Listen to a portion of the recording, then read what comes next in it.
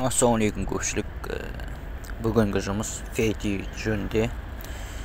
FET яғни Pressure Indication Transmitter деген сөз, қысымға арналған индикатор бар.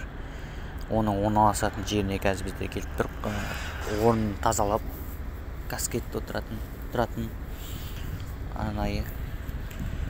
Бұл жерде механик блок вальв тұрады. Ең бірінші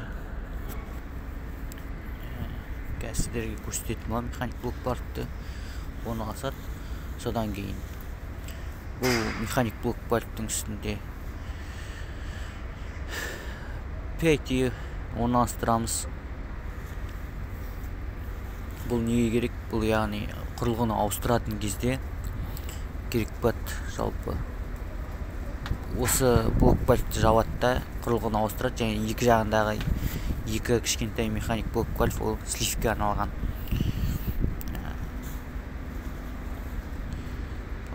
Бұл замок салып қоятын жері, егерде ашып жаппауға арналған адамдар, басқа адамдар сол үшін пайдаланылады. Бұл дейтін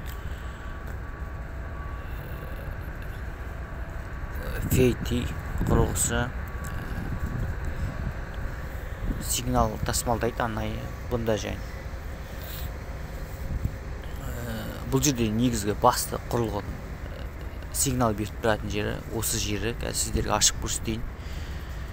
Бұл қысым келіп қысқанда ол бұл жердегі заты ішке қарата тартылады. Сол үшін ол жерде главный контакты бар құрылғының астында.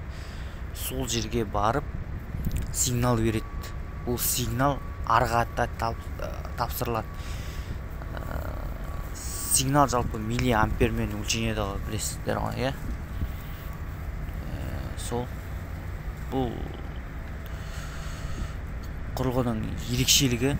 Бұл жерде бұл дейтін осы тап осы ойығы бар жағы үстіне қарайды, яғни құрылғыға қарайды. Келесі жағында тегіс жағы болады. Міне осы жерде ескеріңіздер, осы тегіс жағы механик блок вальвке қарайды, және де бұл жердегі екі арасында каскет екі түрлі разница болады. Және де жанына осы кішкентай механик блок вальвтер орнатылады. 3-4 дюймдік каскеттермен орнатылады.